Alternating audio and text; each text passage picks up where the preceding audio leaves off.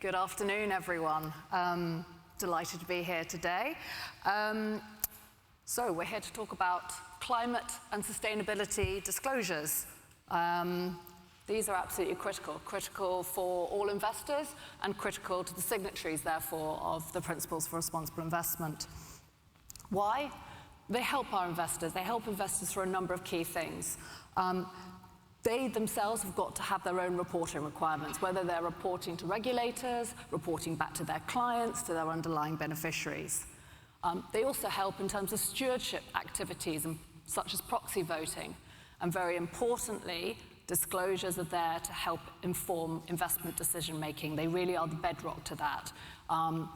Investors really need to have the right information to evaluate companies and evaluate really their exposures to the risks and opportunities that come from different sustainability issues. And then how does those feed through into a way in which you look at companies' cash flows, how that feeds into valuation metrics, and ultimately, as I say, informs of investment decisions.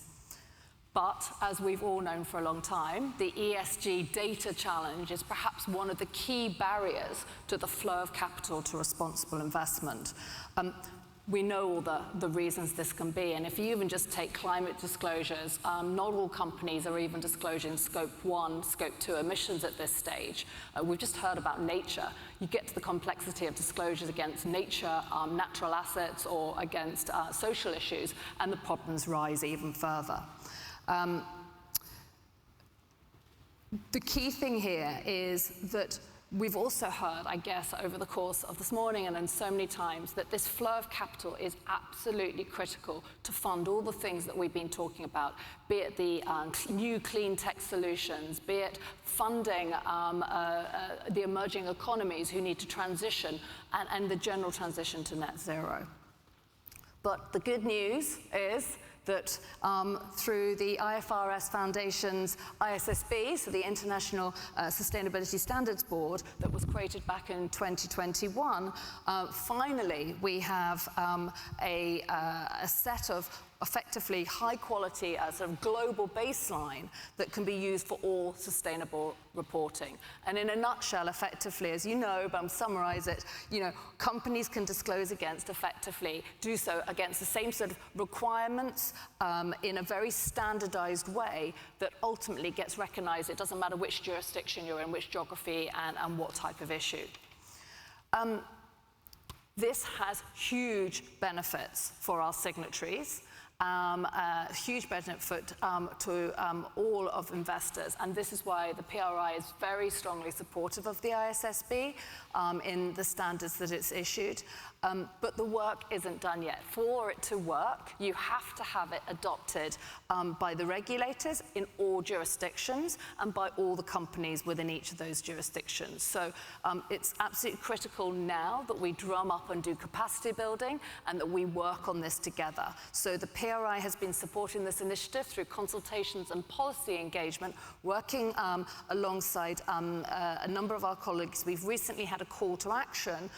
We worked with the London Stock Exchange Group, the World Business Council for Sustainable Development, and the UN Sustainable Stock Exchanges Initiative. And effectively, we put an ask out there to all regulators to adopt these standards. And what's been fantastic is we've already seen over 120 endorsements coming to us from across different investors, companies, stock exchanges, and other organizations. And just crucially, not only have we seen that endorsement, but when we've gone out to the emerging market and developing economies, they are hugely complimentary and excited about this initiative. And I'll probably be asking Richard for his thoughts around this, because again, if you get better quality data, one of the key barriers to the response to investment to emerging markets is this lack of data, and it acts as another risk. So, it's the implementation of all of this that is key. So I'm going to move on now to introduce you again to our panel members and move on to the discussion that we've got and talk a little bit more around implementation. So as I say, we have Richard Barker here, who's the member of ISSB, and Sherry Madera, who's the CEO of CDP and also the former chair of FOSDA as well. We've got the next 20 minutes or so to have a discussion.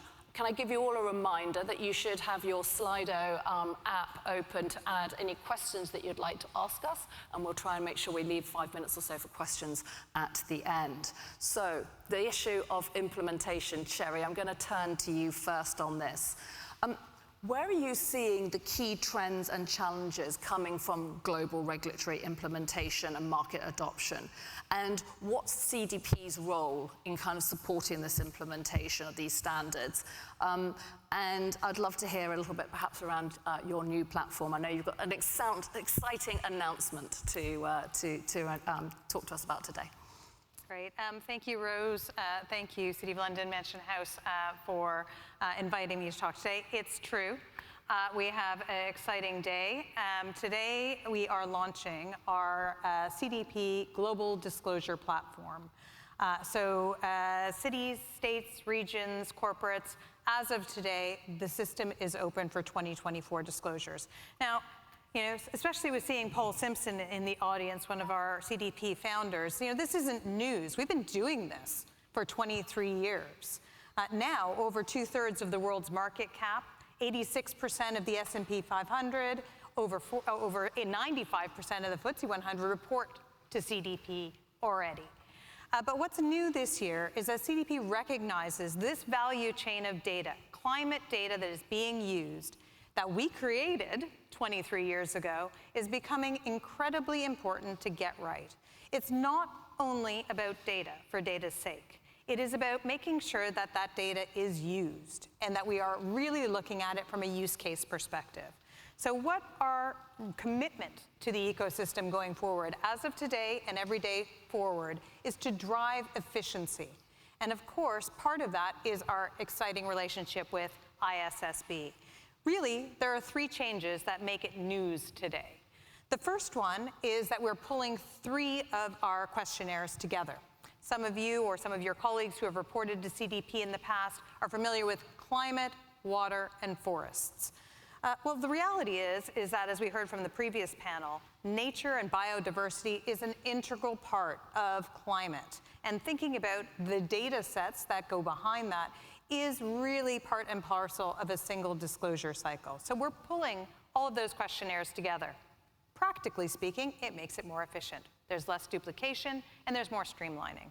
The second change that we're making is really celebrating the fact that ISSB and CDP are partners for implementation. And what this means is that we are the only platform in the world that is fully aligned with the ISSB S2. If you disclose through CDP, you will have that alignment. And I say that with great confidence and pride because both Richard's team and my team have worked tirelessly on making sure that those questions are absolutely check boxes for both organizations. The third thing that is different this year is we've launched an SME-based questionnaire. The fact is CDP is tough to disclose to. We ask a lot of questions. We really get under the skin of what companies really need to disclose. We recognize that. That is not an apology. However, we also recognize the fact that we need to make sure that there is an on-ramp for SME companies to be able to start disclosing, to stretch those muscles, to start actually utilizing how it is that they collect data, how is it they verify it, and how is it that they report it and make it more transparent. So those 3 things, being able to bring the questionnaire into one place, our real pride in alignment with ISSB, and our work going forward with TNFD and some of the other standards out there in order to be able to create a write once, use many culture. And finally, getting those SMBs on board make today a really special day for us. So thank you for allowing me to add to that, Rose. I know that you were talking about alignment. Hopefully that answers some of the questions, which is that we see this platform as something that if we can tag that data, we can use it for many, many purposes. Super. Well, congratulations, I think, to CDP on this initiative. Anything that can make this easier from an implementation perspective, the better as far as I'm concerned. Richard, so if I can turn to you. So perhaps stepping back a little bit, what are ISSB's kind of global standards? What are they looking to deliver on, really if we think about this from a business perspective, in terms of perhaps also from a business perspective, but how does that fit into investor needs effectively? Thank you. So let me first of all say something about CDP. And it's nice that Paul's in the room. I was a fan of CDP before the ISSB ever came into being. I think CDP was way ahead of its time. Incredible initiative, and has made a huge difference in this space. And you get lots of NGOs that start up, as it were, and never go anywhere. CDP is the exact opposite. The impact is enormous. So from an ISSB point of view, the ability to partner with CDP in the way we have is incredibly helpful for us. It leverages, it raises the reach that we have. And we've benefited, I think, in many ways from other organizations. So CDP is one, TCFD, obviously, SASB, Integrated Reporting, and CDSB, which are our in-house organizations, as it were.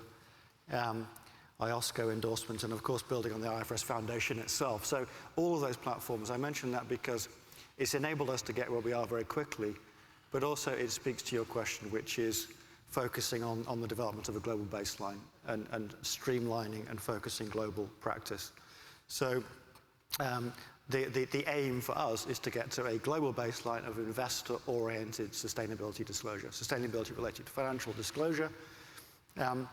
And that means, in many cases, a mindset shift, not just consolidating the landscape, but also a mindset shift away from sustainability is a communications exercise, or it's a reputation protection exercise, or it's whatever, litigation minimization exercise or something. But sustainability is a core financial disclosure. So the focus for us is sustainability-related risks and opportunities, and explaining to your investors where you are exposed, where the business has challenges of resilience, and on the flip side, where you have opportunity. Yeah. And that's a bigger mindset shift than it seems at first sight. And we find ourselves constantly repeating that message. Now, in order for this to be effective, it's absolutely critical that there is a global standard. Especially if you think about sustainability reporting, you're not, in contrast with financial accounting, you're not just reporting on assets, liabilities controlled by the entity. You're reporting on the whole value chain. And if you're a major company reporting on your value chain, that means you're reporting globally. And all your customers are reporting globally, or your suppliers are reporting globally. The last thing you want, or the last thing anybody wants, is multiple different systems of measuring and adding up the data. I think the progress towards a global baseline is so far very encouraging, actually. So when the IASB was created, it took quite a few years to get different jurisdictions off their national accounting and to use an international standard. For us, I think there's no major jurisdiction that is a serious source of concern in terms of it's going off and doing its own thing. There are different rates of progress towards aligning towards a global baseline, including major jurisdictions, Europe and China not least. So I think we're getting there, and that's super important. Super. So Sherry, if I can turn to you, so that was some of the things that are important for the investors to understand. What's the benefit then to companies of having these standards, and how would they translate into both positive impacts for the business, but actually importantly, positive impacts for the real world? Absolutely, because again, the point I think I made, I've been saying this a lot, data is not for data's sake. Data is for use. Data is to be able to take action. So that point that you're making is really, really important. One of the things that CDP has realized is that by being able to align with an ISSB type standard, we really are understanding what the financial community is looking for in terms of how they use it. And we talk about that as access to capital, because increasingly investors will be making a decision on the basis of this data to be able to take an investment decision, ideally moving significant capital at scale to a sustainable future. So access to capital is critical. The reality is that that same data, those same data points, be they scope 1, scope 2, scope 3, governance information, water-based security information, et cetera, they're also being demanded by your customer. So a business is also looking at its own business efficiencies and how it is that it's managing its supply chain through the same data sets. And finally, of course, compliance, ISSB is one example, but there are many different compliance requirements, even in a sectoral split or in that matrix, that are requiring data in order for companies to continue to do business or continue to win new business. So access to capital, business efficiencies, and compliance. It's the ABCs. This is what data is used for, and that is what makes real impact. CDP actually works with 350 of the world's largest supply chain owners, which represents $6.5 trillion worth of purchasing power.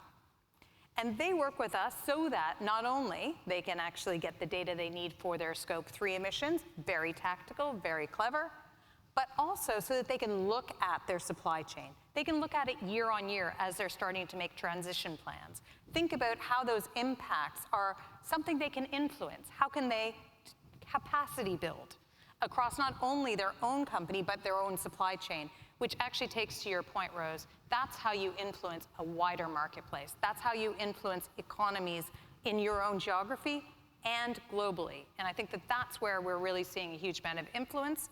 600 million tons of CO2 have come out of the supply chain program that CDP has been working on. That's significant, and we see that growing year on year. Fantastic, and I can imagine for boards as well. So it goes both ways, isn't it? It's both sides, the boards themselves and understanding their own risks and developing the business, as well as investors ensuring that they're factoring these into their decision-making in such a meaningful way.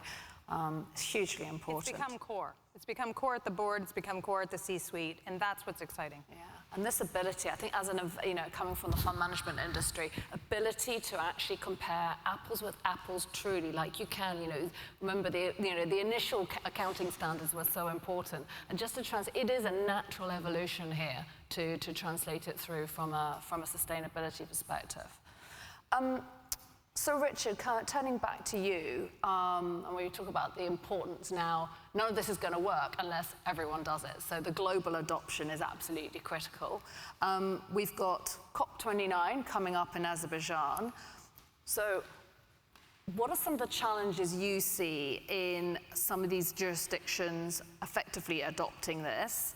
And what are you doing in terms of capacity building in some of these countries to ensure that they are implementing it? And are there any roadblocks you're seeing along the way? So without exception, people in every jurisdiction ask about what's happening in other jurisdictions and how they can learn from best practice and so on and so forth. So there's a tremendous amount of anxiety, concern about what this is, how do we do it, how do we do it properly, and so on and so forth. And I think it's actually incredibly important to simplify it and to get on with it, right? So the reality is nobody does sustainability reporting well. Everyone is on the journey towards doing it well. Everybody is doing it to some degree already, because if you're doing it, if you're reporting material information to your providers of finance, you're reporting things that affect the economics of your business. No business doesn't think about things that affect the economics of its business, right? So it's really important, I think, not to think of sustainability reporting as being some alien thing that we don't understand, that is onerous, that's difficult to do. And on the contrary, the challenge is to get on with it.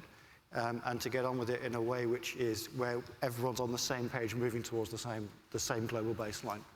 So I think the big focus should be on authenticity, on ensuring that you are thinking about and reporting on things that matter in running your business, and then the reporting will take care of itself.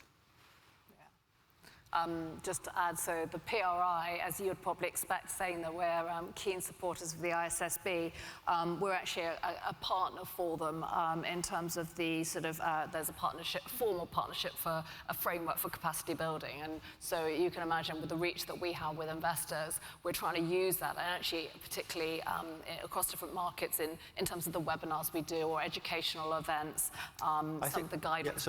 Yeah, so on the capacity stuff, so we're a standard setting body, right? But actually right now, most of our work is not standard setting. It's adoption, education, capacity, all the rest of it. Absolutely.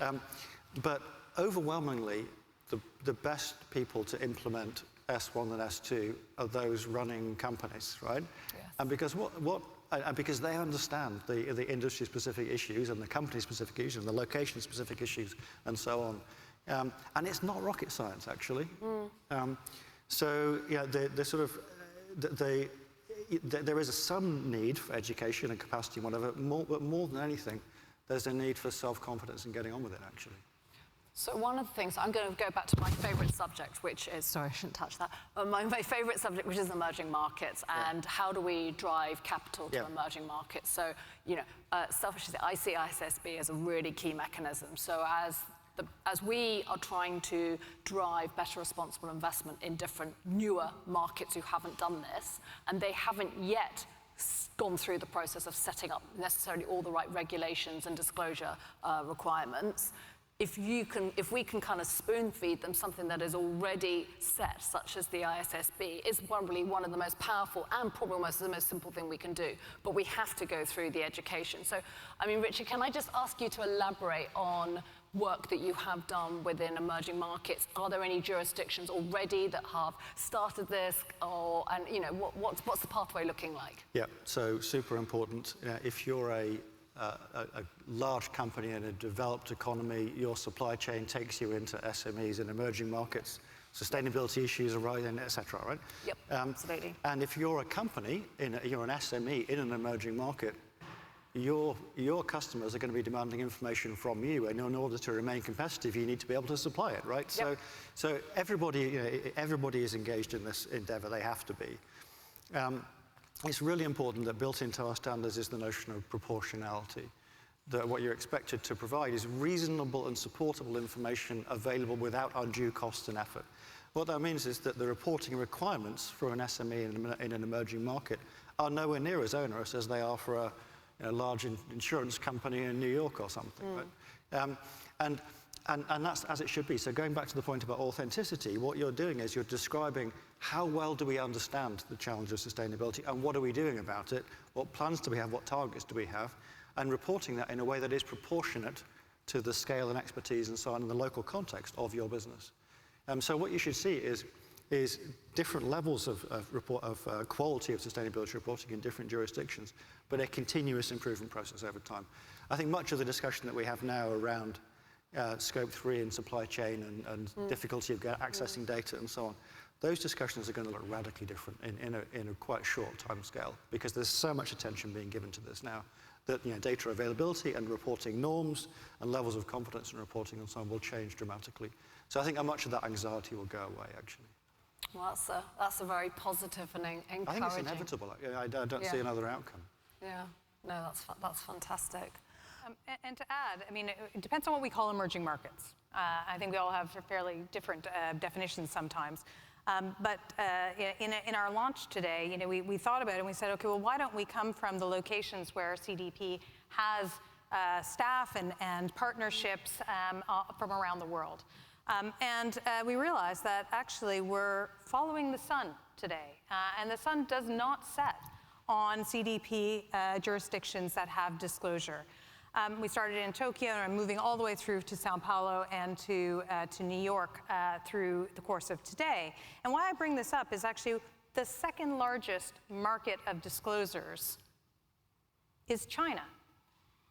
And again, this really hits on what Richard was saying, which is that the suppliers to global supply chains who are being asked by their customers to disclose this are stepping up. And we're seeing that, and actually just last week, the Ministry of Finance in China has announced that they are aligning with the ISSB and putting that consultation out into the market. And again, this is all a really good momentum that's going on. But we can't forget some of the other markets out there who are very high emitters geographically. India, as an example, a hugely SME-focused market. And again, if we don't get them through the process of starting to get familiar with what data points need to be there for their economic future, for all of our sustainable economic future, that really has got to be where we're putting our efforts in today. And when you talk about emerging markets, there is none that is more exciting than Indonesia. Indonesia is doing, for us, over 100% year-on-year growth in disclosures. So again, what I want to make sure that we're debunking in the room is that that's moving slowly, or that is not aware of what we're all talking about here today in London. Certainly those emerging markets are listening, and certainly we're looking at how it is that we can capacity build and partner with local entities to drive that forward. I think from our point of view, Asia actually is the jurisdiction where we're seeing fastest adoption traction. Really? Yeah, that's interesting. So I've got a few questions from the audience, and there's one which ties literally into this conversation. I think you've partly answered it, but I'm going to read it because I just think there may be we've talked about it from an emerging market perspective. It says, what risks do you see for SMEs? Will large companies exclude SMEs as suppliers so that they can improve their Scope 3 reporting while the SMEs then ramp up, so as they are ramping up? So how can we deal with this? As I said, I think you've touched on it too. Yeah, but notice this, the central theme of a business case, right? There is a business case for SMEs in doing quality reporting. It's actually exactly the same with financial accounting. If a company doesn't produce financial statements, it's not going to attract investors. So it's about transparency of information, so that the customer ultimately knows what they're buying. So there is a self-interest, and that's really important to understand, I think. And to draw on that, I think that an SME has the opportunity not only to disclose, but to show improvement year on year. I think that there's a real we've seen through our interactions with customers who are asking their suppliers what they're looking for is they're looking for a direction of travel. And again, this touches again on that big macro theme that we're all talking about in this space, which is transition, and thinking about how those transition plans are being executed. The only way you're going to find out the answer to that question is through data and through managing it and monitoring it from one day to the next, from one year to the next, and towards that target. And I think that having the ISSB standards are something that really kind of granularly says this data point versus from year to year is making a difference. And that is really, we're seeing that in the SME space. Changing tack slightly, so we've got a question coming in around climate policy engagement. So obviously climate policy engagement is a key way to effectively impact climate outcomes. A question here is, will ISSB consider encouraging disclosure requirements for such activities, so climate policy engagement or lobbying? So we're strictly policy neutral, right? Okay. So it's not our job to tell companies what to do. But if it's a material information for your investors, which it most likely is, then that will be part of a disclosure requirement. So I think it's really important that if a company maybe sets a net zero target, and in and of itself, that doesn't tell you very much. The really useful disclosure is then the transition plan. How do you get from where you are to where you want to be, and why is there a business case to get from here to there? That business case, if you articulate it clearly, should then make it clear what you can do as a business and what you require government to do, and thereby what your role, what your policy role, what your role is in terms of system change and policy impact in order to enable the regulatory environment that allows you to get to your net zero target. So a part of a good disclosure will necessarily incorporate that. And that's the direction of travel. I think that's kind of learned experience. The more people do it, the more people will report in that way.